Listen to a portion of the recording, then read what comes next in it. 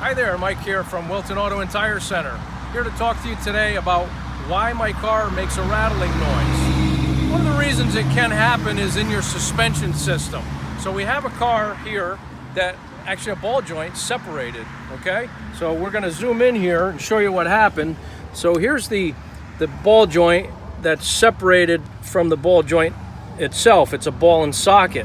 When that happened, you can zoom in over here, the axle pulled out, so now we need an axle, we need a control arm. Not sure about the brake hose, how far this went. Back up.